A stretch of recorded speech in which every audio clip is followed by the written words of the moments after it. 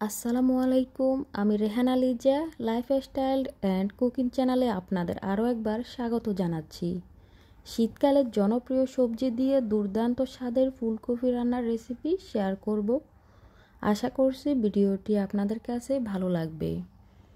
প্রথমে একটি কড়াইয়ে দিয়ে দিলাম আমি তেল, সরিষার তেল। এরপরে দিয়ে দিলাম আমি শিং মাছ। এইখানে আমি যতটা সম্ভব পেরেছি পরিষ্কার করে নিয়েছি।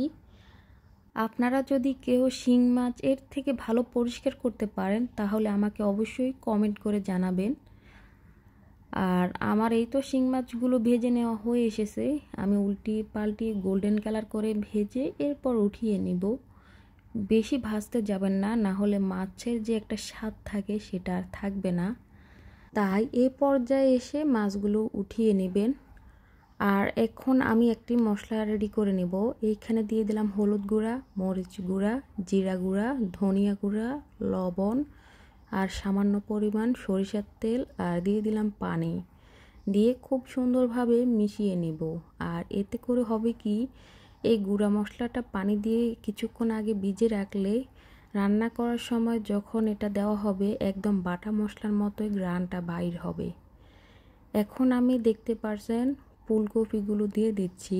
আর আমি একটু বড় সাইজ করে রেখেছি, আগে থেকে একটু লবণ আর হলুদ মেখে রেখেছিলাম। এখন আমি খুব সুন্দরভাবে ভেজে নেব।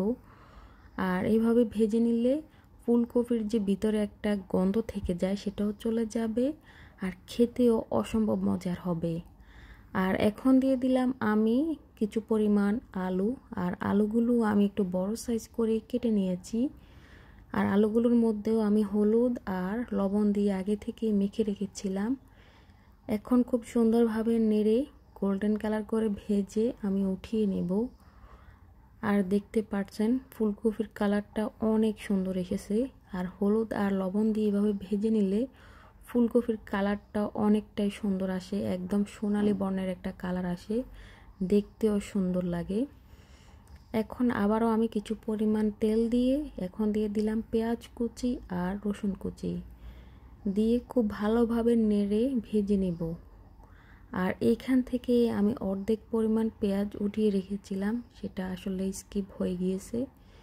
এরপর আমি দিয়ে দিয়েছিলাম আগে থেকে রেডি করা সেই মশলাটা, দিয়ে ভালোভাবে কষিয়ে নেব। আর মশলা যত ভালোভাবে কষিয়ে নেবেন রান্নার স্বাদ ততই ভালো আসবে। সেই কারণে মশলা ভালোভাবে কষিয়ে মশলার যে একটা গন্ধ থাকে সেটাও দূর করে নেবেন। এই তো আমার মশলা কষানো হয়ে এসেছে। এখন আমি দিয়ে দিলাম প্রথমে ফুলকপি আর আলুর টুকরোগুলো দিয়ে আবার একটু মশলার উপরে খুব ভালোভাবে কষিয়ে নেব। এতে করে মশলাটা খুব ভালোভাবে সবজির ভিতরে ঢুকবে, তার সঙ্গে খাবারটাও রান্না অনেকটাই মজা হবে। ঢাকনা দিয়ে ঢেকে আমি কিছুক্ষণ কষিয়ে এখন আমি দিয়ে দিব পরিমাণ মতো পানি। যখন পানিটা একটু জাল এসে যাবে তখনই আমি দিয়ে দিব সে ভেজে রাখা মাছগুলো। আর মাছ, যে কোনো মাছ দিয়ে আপনারা চাইলে এই তরকারিটা রান্না করতে পারবেন, খেতে অসম্ভব মজার। আর উপর থেকে আমি দিয়ে দিব কিছু পরিমাণ টমেটো আর কাঁচামরিচ, সেটা আসলে ভিডিওতে একটু মিস হয়ে গিয়েছে। এখন খুব সুন্দরভাবে নেড়ে আমি ঢাকনাটা দিয়ে রান্না করে নেব।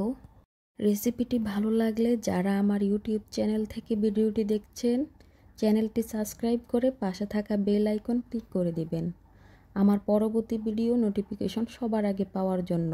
আর যারা ফেসবুক পেজ থেকে দেখছেন, পেজটিতে একটি লাইক অথবা ফলো দিয়ে পাশে থাকবেন। আজকের মতো এখানেই বিদায় নিচ্ছি। সবাই ভালো থাকবেন। আল্লাহ হাফেজ। আসসালামু আলাইকুম।